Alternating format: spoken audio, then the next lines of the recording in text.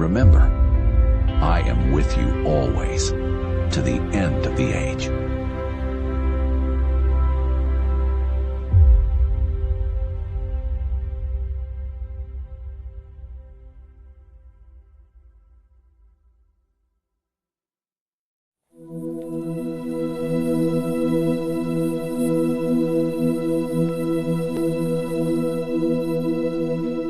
It's an uncomfortable fact that the history of our world is all too often defined by conflict. Over the centuries, there have been many examples of invasions, conquests, and captivities. Perhaps nowhere has this been more apparent than here in northern Israel. In the 8th century BC, it was the setting for one of the largest forced deportations ever recorded in human history.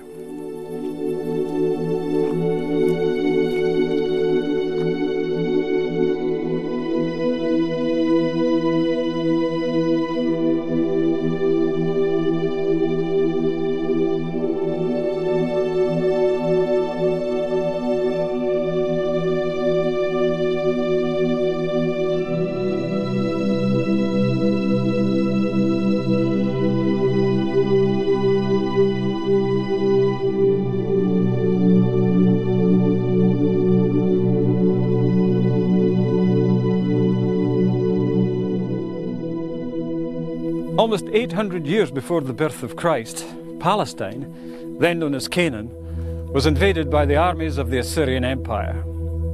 This led to the subjugation and deportation of virtually the entire Israelite population into Assyria. What happened next is the subject of our story.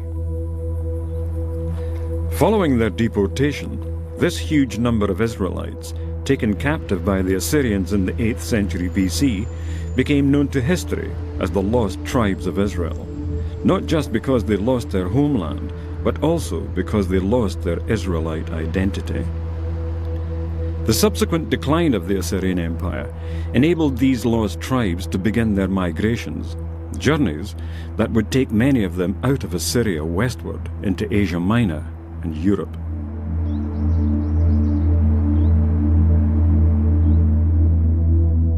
Our story follows these displaced people, who in their migrations invaded both the Caucasus region between the Black and Caspian Seas and Asia Minor. Over time they became known by other tribal names, such as Cimmerian, Scythians or Scythians, Goths, Celts, Anglo-Saxons and Vikings, tribes who would ultimately form the Christian nations of Europe.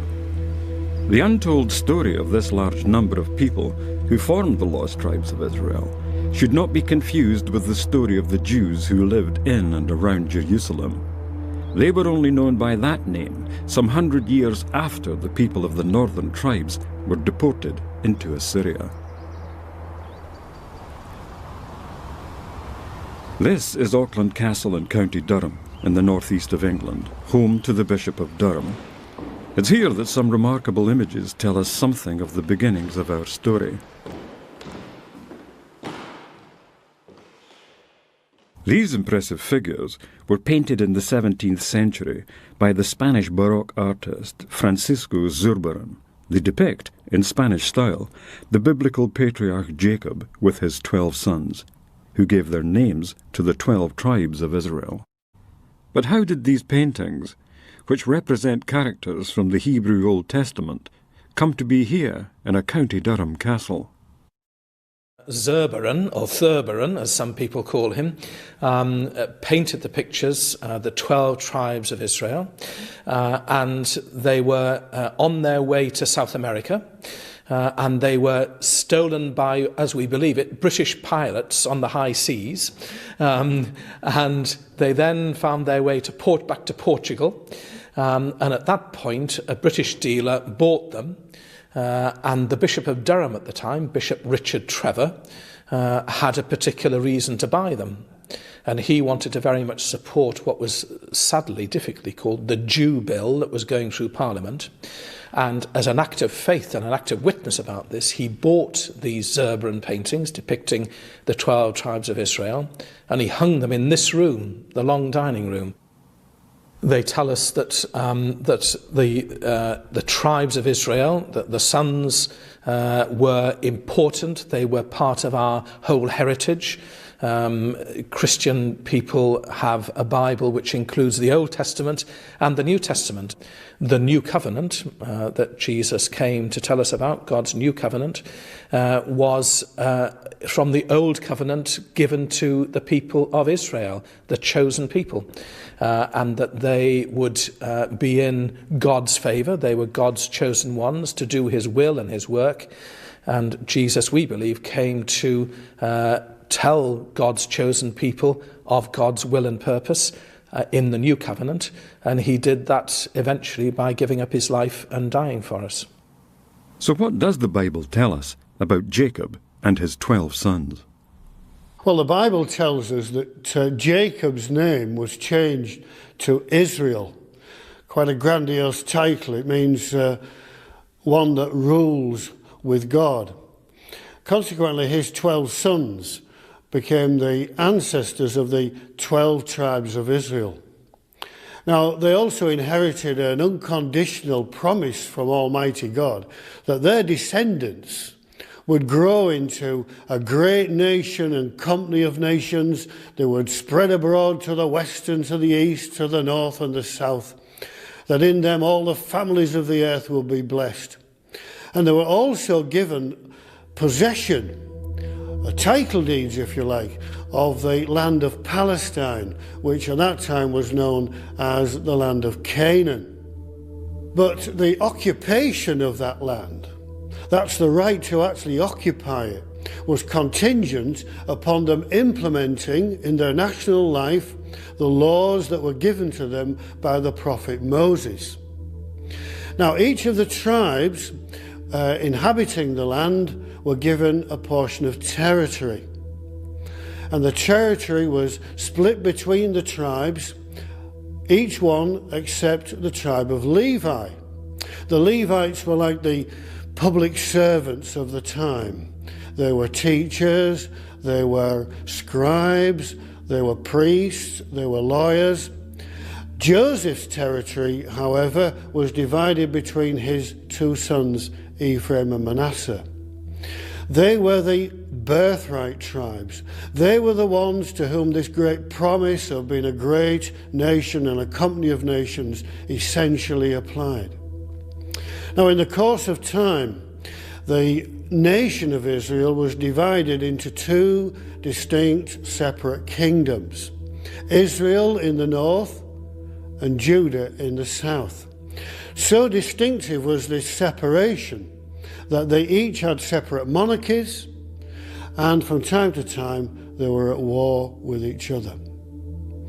Now, the occupation of the land, contingent upon them being obedient to the laws of God as given by Moses, they totally, miserably failed to achieve.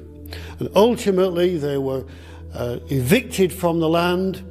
They were deported into Assyria largely, and therefore they had to grow into this nation and company of nations outside of Palestine. Some of the coastal tribes, particularly Asher and Dan, along with the Phoenicians and the sea people, traded along the ancient sea routes, navigating way beyond the Mediterranean. Some of the tribe of Dan decided to move north. They only had a small parcel of land on the coast, and they were the second largest tribe. And so they captured a northern Canaanite city, and they enlarged it and named that region Dan, in memory of their forefather Dan. This is the archaeological site of Tel Dan in northern Israel. It was once a major commercial and religious centre for the Israelite tribe of Dan, who occupied this region for hundreds of years. Along with the other tribes of Israel, they had settled in this promised land of Canaan. The city of Dan was one of the places where the people of the northern kingdom of Israel engaged in the idolatrous worship of the old Canaanite gods. while the people of the southern kingdom of Judah worshipped at Solomon's temple in Jerusalem. In the 8th century BC, the Assyrians attacked. The Assyrians were feared as the most warlike nation of the time, with an empire that stretched from the Iranian Zagros Mountains in the east to the Taurus Mountains of Turkey in the west. An empire that challenged even the Egyptians as the dominant force in the Middle East. Tel Dan is a classic example of a destruction site, showing the extent of the havoc caused when the Assyrians invaded. The northern kingdom of Israel succumbed to the onslaught, and following a series of attacks, the people were deported north from their homelands to the Assyrian territories south of the Caspian Sea. This huge number subsequently became lost to both biblical and secular history. They had lapsed into idolatry from the time of King Jeroboam. The Bible says, "And the king made 2 calves of gold, and he set one in Bethel, and the other put he in Dan."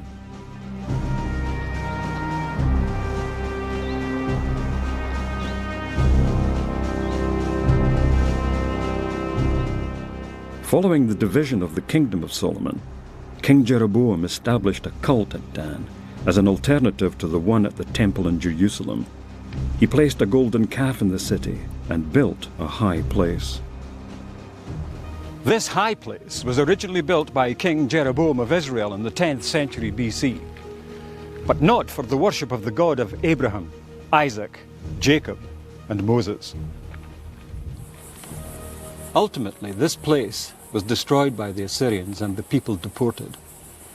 In the Bible, 2 Kings 18, it says, "And the king of Assyria did carry away Israel unto Assyria, and put them in Halah and in Habor by the river of Gozan, and in the cities of the Medes, because they obeyed not the voice of the Lord their God, but transgressed his covenant, and all that Moses had commanded, and would not hear them, nor do them."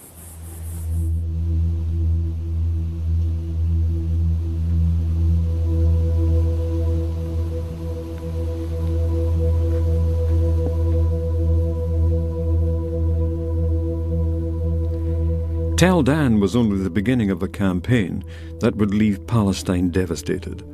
To the south, the important commercial centre of Hazor was also destroyed by the Assyrians in the 8th century BC. Tel Hazor is located in the Hula Valley at the foot of the Galilee Mountains. It was destroyed during the Assyrian military campaign of 732 BC, and its inhabitants exiled, along with those of the entire Galilee region. The site features buildings which include those of the period of the Israelite occupation. The entrance to the city was through an impressive 6-chambered gateway, typical of the period. This reconstructed oil press is one of the few examples to be found and tells us something of the day-to-day life of the inhabitants of the city, an existence that was violently disrupted by the Assyrian invasion. Another example of this wholesale destruction can be found here in the ruins of the once magnificent city of Megiddo, lying in the heart of the Jezreel Valley. During the biblical period, Megiddo was one of the most important cities in Israel. It controlled the international trade routes that linked the ancient world centers of culture and power, Egypt and Mesopotamia. The Assyrians destroyed the city and deported its inhabitants. Bible prophets had foreseen the Assyrian invasions as a divine judgment on the decadent Israel nation, and predicted that while they would be deported and scattered among the nations of the world, they would yet fulfill their ordained purpose and therefore be preserved. The ancient scriptures predicted that the descendants of Jacob Israel would emerge as a great nation and company of nations with an established monarchy. And God said unto him, I am God Almighty. Be fruitful and multiply. A nation and a company of nations shall be of thee, and kings shall come out of thy loins. The prophet Amos described the fate of Israel as migrating amongst the nations of the world, but by no means annihilated. For lo, I will command, and I will sift the house of Israel among all nations, like as corn is sifted in a sieve. Yet shall not the least grain fall upon the earth. The prophet Jeremiah stated that Israel would continue as a nation as long as the sun, moon, and stars remained in the sky. Thus saith the Lord, which giveth the sun for a light by day, and the ordinances of the moon and the stars for a light by night, which divideth the sea when the waves thereof roar. The Lord of hosts is his name. If those ordinances depart from before me, saith the Lord, then the seed of Israel also shall cease from being a nation before me forever.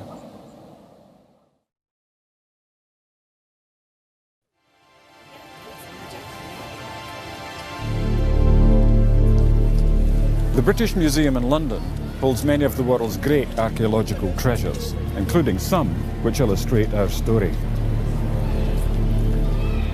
The 19th century was a particularly fruitful time for the museum, as explorers and adventurers travelled the ancient world in search of the treasures that would help tell the story of human development.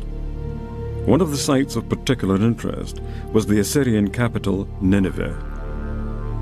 The British Museum holds one of the world's greatest collections of Assyrian art, providing a unique insight into the way they lived and died. This is the black obelisk of the Assyrian king Shalmaneser, found in 1852 by Austin Henry Layard in the mound at Nimrud in ancient Assyria. Each of its 4 sides is divided into 5 sculptures, representing the tributes brought by vassal princes, including Jehu, king of northern Israel, seen here prostrate before Shalmaneser. Assyriologists succeeded in reading the name of Jehu, which referred to him not as an Israelite, but as the son of Humri, a name derived from Omri, an earlier king of northern Israel. It says, "The tribute of Jehu, son of Humri, received from him silver, gold, and many treasures fit for a king." The British Museum press booklet, The Bible in the British Museum, tells us Omri had been such a prominent ruler in his day that the Assyrians referred to Israel as Bit Humri, or the House of Omri. The name Israel is not found anywhere on this obelisk, which indicates that the people of the northern kingdom had not only lost their homeland, but also their identity as Israelites. They were now the lost tribes of Israel.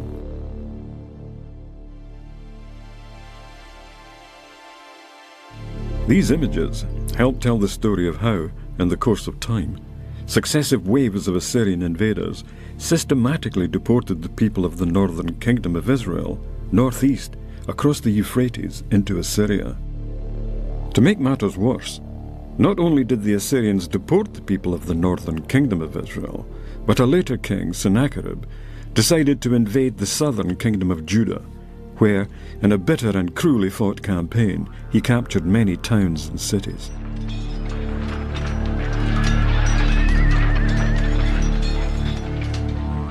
These images record the siege and destruction of the city of Lachish, one of the bloodiest and best documented examples of Assyrian siege warfare. The captivity of Judah by Sennacherib is recorded on this clay prism in cuneiform script. It says, "I came up against him, and by force of arms, and by the might of my power, I took 46 of his strong fenced cities, and of the smaller towns which were scattered about, I took and plundered a countless number. And from these places I captured and carried off as spoil 200,150 people." The site of ancient Lachish is identified today as Tel al-Hassi, 16 miles east of Gaza in southern Israel. Here we can see what remains of this once great city. What happened here was typical of Sennacherib's campaign. The place reduced to rubble and the people rounded up and deported. Lachish was considered to be of great importance by Sennacherib as a strategic location vital to his plans in conquering Judah. This importance is highlighted by these carved reliefs, made to show the siege and battle that followed, and given pride of place in the central room of his new palace at Nineveh. They show the siege in great detail, and how well developed the Assyrian war machine was. Here we see the ramp that was built to gain entry to the city, and the ranks of soldiers as they approach in ordered rows. The stone slingers and archers protected by infantry, while Sennacherib watched from this hilltop opposite. After the walls were breached, there was a pitched battle which ended in the city being set on fire. The governor was then made to kneel and surrender before Sennacherib. These acts of destruction and terror concluded the forced deportation of almost the entire population of the northern kingdom of Israel and much, if not most, of the southern kingdom of Judah. This huge number of captives never returned to their homeland. Centuries later, the Jewish historian Flavius Josephus, in his book, The Antiquities of the Jews, tells us something of the fate of the lost tribes, saying that they were beyond the Euphrates and were an immense multitude not to be estimated by numbers. The Apocrypha is a collection of biblical writings which bridges the historical gap between the Old and New Testament scriptures and was included in early versions of the Bible. In the Apocrypha, the second book of Esdras, chapter 13, tells us that the lost tribes left Assyria and entered into the narrow passages of the river Euphrates, which rises in the highlands of Armenia, just south of Georgia, near the Black Sea.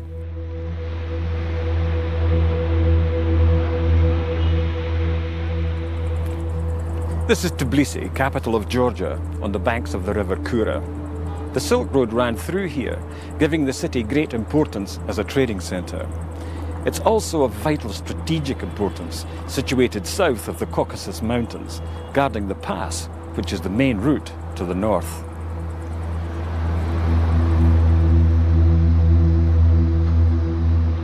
Tbilisi is an ancient city, which has seen many invaders come and go.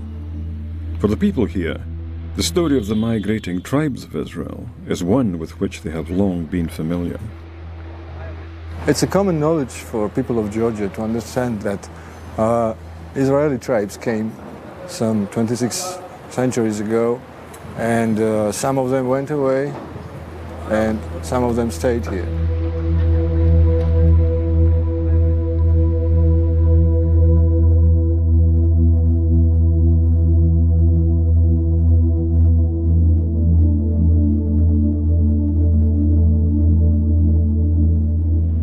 Well, this is a truly wonderful view and an important one for our story.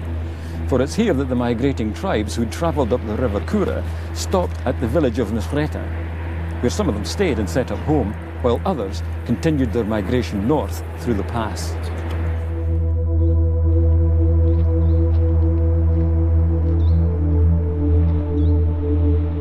This hazardous route through the Caucasus Mountains is thought to be the one taken by the descendants of the lost tribes in their journey round the Black Sea. Before the First World War, Reginald Pierce was confidential secretary to the North Caucasian Oil Company in Grozny, where he became a fluent writer and speaker in Russian. When the war began, he volunteered for service in the British Army, but was instead sent back to Russia, where he was attached to the Don Cossacks on military intelligence duties, rising to the rank of colonel.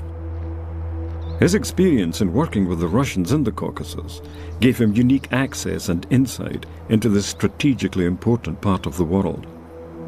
In 1937, he wrote an article which appeared in the National Message magazine, in which he said, "It has been my good fortune upon several occasions to travel through the Caucasus Mountains, taking the route of the Georgian Road.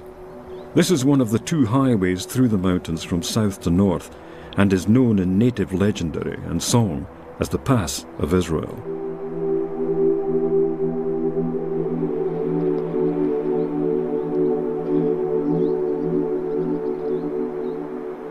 Well, after a quite dramatic ascent, here we are at the top of the mountain. This is as high as it gets. Down there is the Dariel Gorge.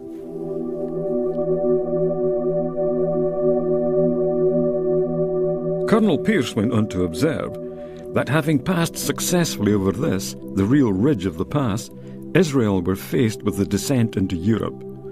On the way down, they would leave behind them the mountain named Zion, a mountain which has always been known as such, and which has given its name to a village now situated in the pass.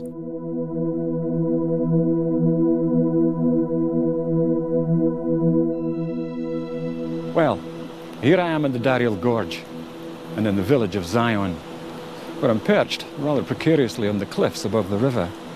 It was on this exact spot that the figure that can be seen in the photograph taken by Colonel Pierce all those years ago can be seen, showing Mount Zion in the background.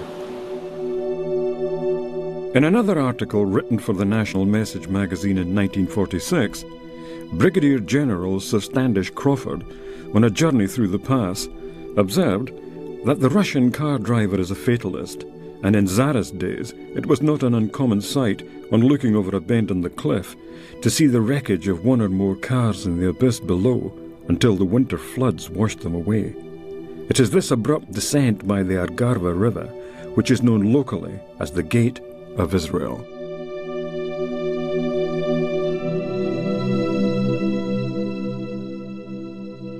The second book of Esdras also describes how the migration of the lost tribes continued for a further year and a half before settling on the fertile lands around the Black Sea, a region which acquired a name that became synonymous with wandering tribes, Scythia.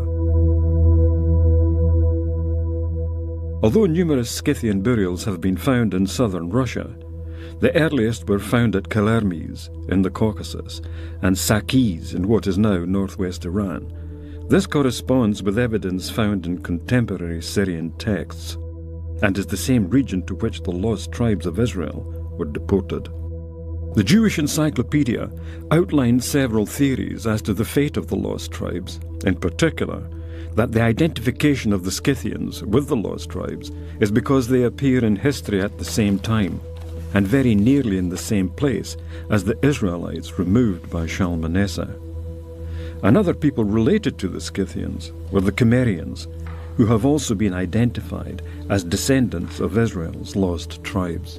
The 5th century BC Greek historian Herodotus records how the Cimmerian people once occupied a region north of the Caucasus in what is now Ukraine and southern Russia. However, since archaeologists discovered the royal archives of Assyria and all the cuneiform inscriptions, we now know that the Cimmerians originated south of the Caucasus, in the very period and the very region where the northern kingdom of Israel were deported and lost from history. Dr. Anne Christensen is a well-respected Danish linguistic expert, and in her book, Who Were the Cimmerians and Where Did They Come From?, published in 1988, she states the obvious conclusion. There is scarcely reason any longer to doubt the exciting and verily astonishing assertion propounded by the students of the 10 tribes, that the Israelites deported from Bithumri of the house of Omri, that is the Israelites, are identical with the Gimera or the Cimmerians of the Assyrian sources. Everything indicates that the Israelite deportees did not vanish from the picture, but that abroad and under new conditions they continued to leave their mark on history.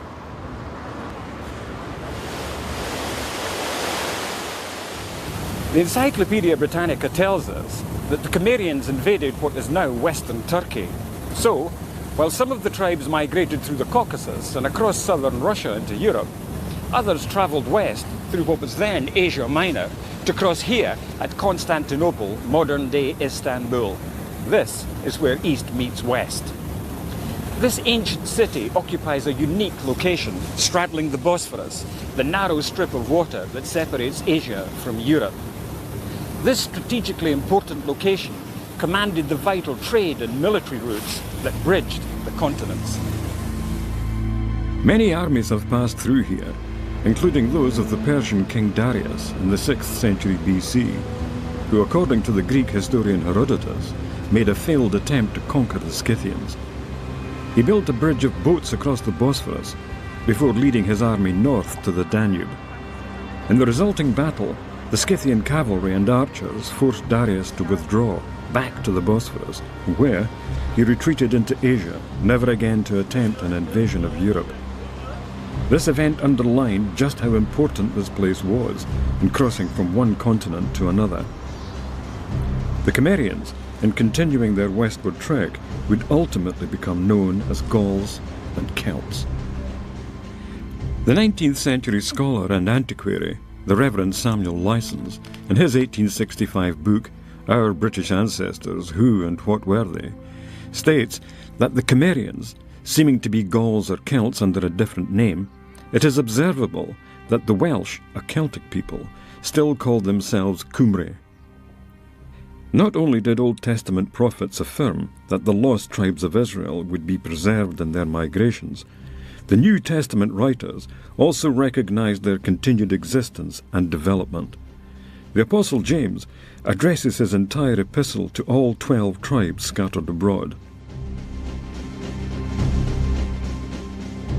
James, a servant of God and of the Lord Jesus Christ, to the 12 tribes which are scattered abroad, greeting.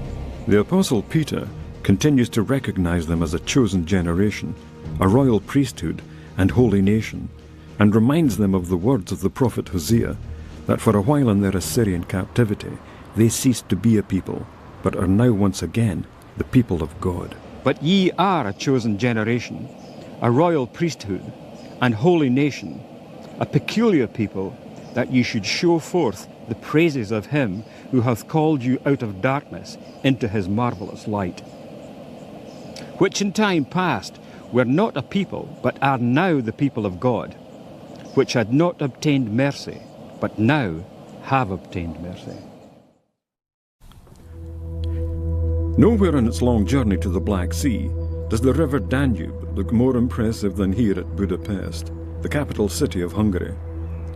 The Danube is the second longest river in Europe, stretching from its estuary in the Black Sea to its source in Germany's Black Forest. Widely regarded as one of the most beautiful cities in Europe, Budapest can trace its roots back to prehistoric times. It's an intriguing thought, as some scholars have suggested, that the Israelite tribe of Dan incorporated their name into some of the geographical features they encountered on their travels. Starting with Tel Dan in Israel, and in the course of their migrations, the great rivers, the Dnieper, the Don, or even the Danube. Running through the heart of the continent, the Danube has provided a readily available route for armies and all manner of travellers over many centuries, including the lost tribes as they moved westward across the continent. Heroes Square bears testimony to Hungary's turbulent past, with the 7 mounted horsemen representing the chieftains of the Magyar tribes who founded the Hungarian people in the 9th century. If it is the case that the lost tribes of our story are represented by the Scythians, their presence in the region of the Danube is recorded by an impressive collection of artifacts held here in the Hungarian National Museum.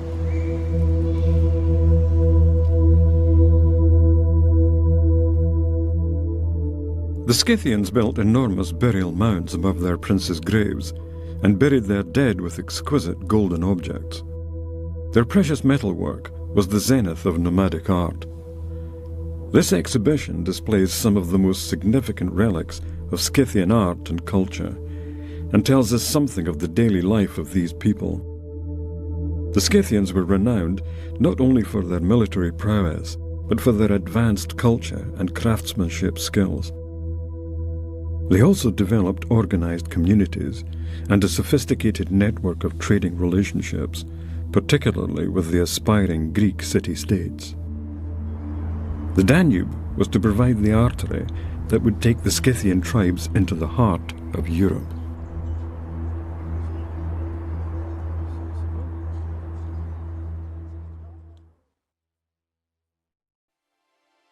By the 6th century BC, successive waves of Scythian attacks overtook much of pre-Roman Iron Age Poland and Germany.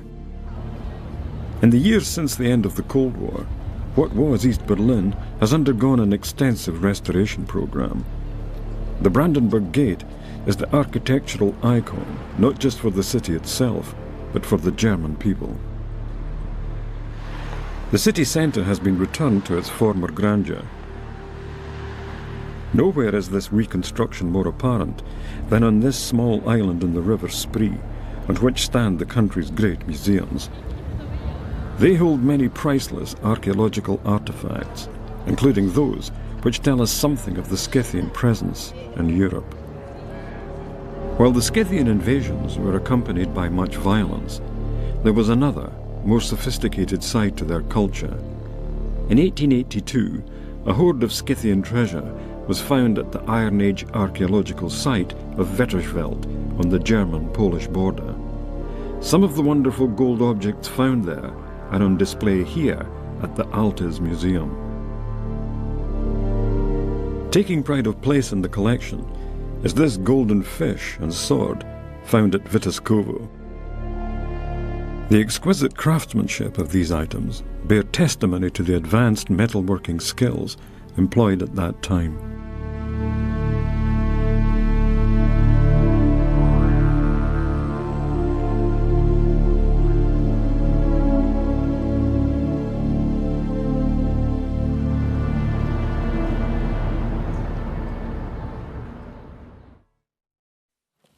Historians claim that the Scythians were the ancestors of the Anglo-Saxons who invaded Britain after the Roman withdrawal. The historian Sharon Turner, in his History of the Anglo-Saxons, says, "The Anglo-Saxons, Lowland Scots, Normans, Danes, Norwegians, Swedes, Germans, Dutch, Belgians, Lombards, and Franks have all sprung from that great fountain of the human race, which we have distinguished by the terms Scythian, German, or Gothic."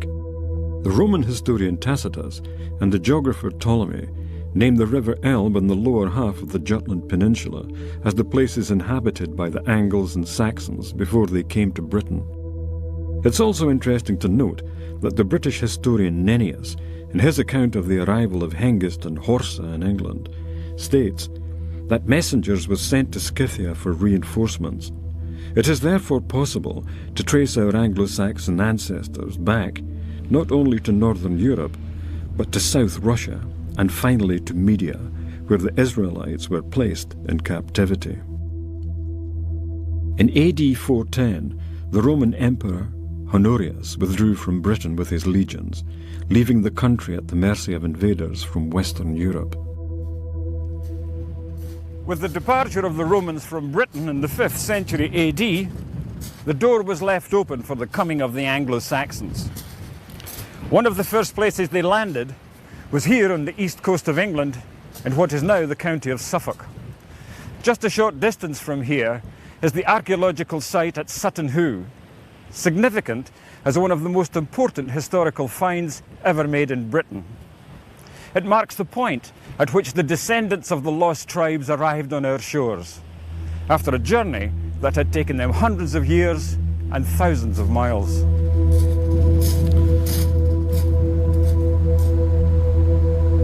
The site at Sutton Hoo was first excavated in 1938, when the owner of the land, Mrs. Edith May Pretty, determined to find out what, if anything, lay beneath the ancient burial mounds just a short distance from her home. She employed Basil Brown, a Suffolk archaeologist, to undertake a dig on her land. In 1939, he opened 3 of the ancient mounds, and in the largest, discovered the remains of a 90-foot-long Anglo-Saxon burial ship. The use of large iron bolts suggests an earlier British origin, whereas the Angles and Saxons tended to use wooden dowels in their ships. Whichever the case, Basil Brown realized that this was no ordinary burial, but that of a rich and powerful nobleman or king. While much of the rest of the site had been plundered by grave robbers, the greatest prize had eluded them: Anglo-Saxon gold, weapons and ornaments, Byzantine silver and other objects that suggested links with France and Scandinavia. The treasures found at Sutton Hoo are to be seen on display at the British Museum, where this impressive helmet takes pride of place. Other items of significance in the collection include the king's shield and sword. These magnificent silver bowls clearly show the Star of David, which suggest a Middle Eastern connection.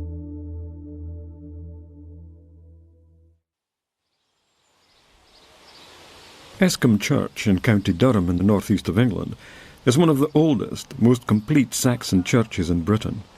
It's still used as a place of worship and is thought to have replaced an even earlier Celtic church.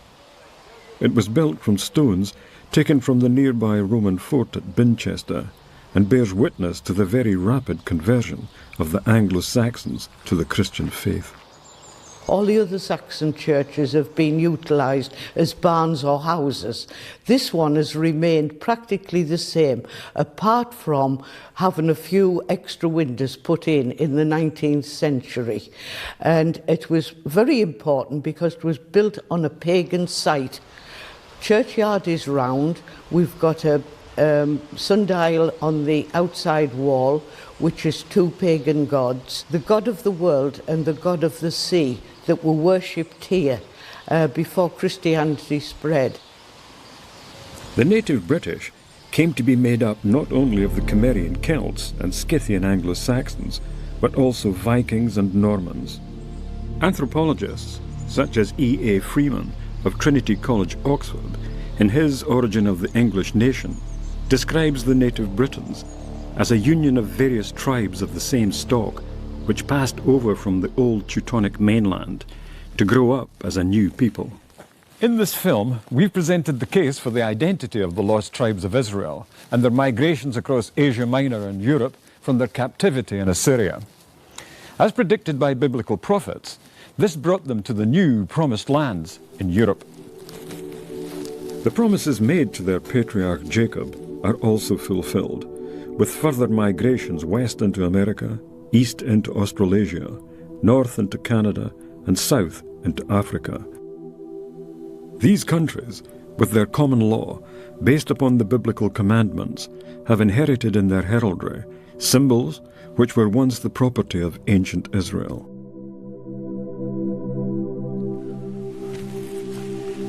In the history and development of their culture, the Anglo-Saxon, Viking and Celtic peoples, along with other Christian nations, have provided missionary workers who have taken the gospel to every part of the globe.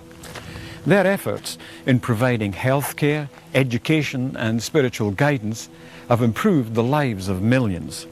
Over 2 centuries, the work of the missionaries, however imperfect, remains a powerful witness for the Christian faith throughout the world.